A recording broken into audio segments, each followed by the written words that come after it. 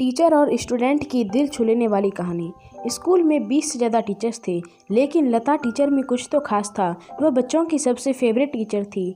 जहां बाकी teachers class लेते तब बच्चे काफ़ी शोर करते या पढ़ाई में ध्यान नहीं देते, वहीं बच्चे जब लता टीचर क्लास में आती तब एकदम शांत हो जाते और वो जो भी सिखाती उसमें खो से जाते। लता टीचर एक बार अपने क्लास के बच्चों को कृतज्ञता यानी कि ग्रेटिट्यूड के बारे में सिखा रही थी।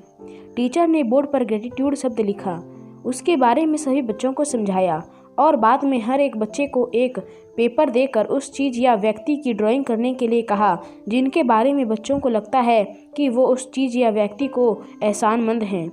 8-9 साल के सभी बच्चे खुशी खुशी अपने अपने पेपर पर अपने समझ के हिसाब से चीज़ों, जानवरों या इंसानों की ड्राइंग करने लगे।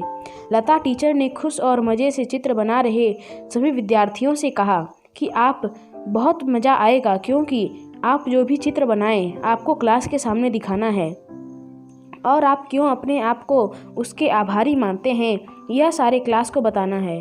तकरीबन 15-20 मिनट बीतने के बाद सभी बच्चों ने पेपर पर चित्र बना लिए थे। लता टीचर ने सबसे पूछा, बताओ सबसे पहले कौन आकर अपना चित्र क्लास को दिखाएगा। सबसे पहले नीता नाम की लड़की अपना चित्र दिखाने के लिए तैयार होकर सबसे पहले उठी। टीचर के पास आकर अपना चित्र दिखाते हुए बोली, मैंने कुत्ते का चित्र बनाया है। मैं मेरे घर में जो कुत्ता है उसकी आभारी हूँ, क्योंकि वह मेरा सबसे अच्छा दोस्त है।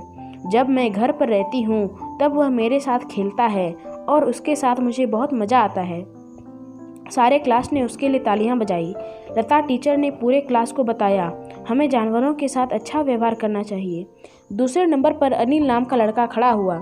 उसने अपना चित्र दिखाते हुए कहा कि मैं अपने आंगन में लगे उन 3 पेड़ों का आभारी हूँ जो मुझे और मेरी फैमिली को ऑक्सीजन देते हैं।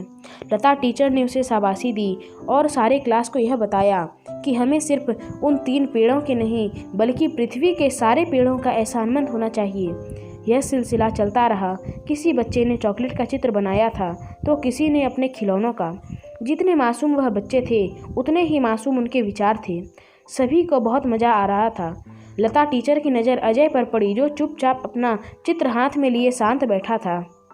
शायद वह नर्वस था और क्लास के आगे नहीं आना चाहता था। लता टीचर ने अजय को अपने पास बुलाया, उसका हौसला बढ़ाया और उससे अपना चित्र क्लास के आगे दिखाने के लिए कहा। अजय ने पेपर में बनी हाथ की ड्राइंग पूरे क्लास को दिखाई, लेकिन कुछ भी नहीं कहा। तब लता टीचर ने क्लास के बाकी बच्चों से कहा कि चलो तुम सब गेस करो कि यह हाथ किसका हो सकता है।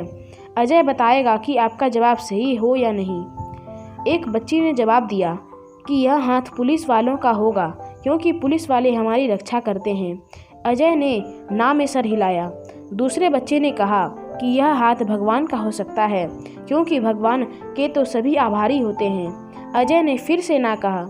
अगले बच्चे ने कहा यह हाथ अजय का है, क्योंकि वह अपने हाथों का आभारी है। अजय ने उसे भी ना कहा। जब कोई भी गेस नहीं कर पाया कि यह हाथ किसका हो सकता है, तब लता टीचर ने अजय से ही पूछा कि अब तुम ही बताओ बेटा, यह हाथ किसका है। अजय उस चित्र को टीचर की ओर दिखाता है और कहता है, टीचर ये हाथ आपका है। मैंने आपका हाथ इसलिए ड्रॉ किया क्योंकि आपने हमेशा इन हाथों से मुझे कुछ न कुछ नया सिखाया है।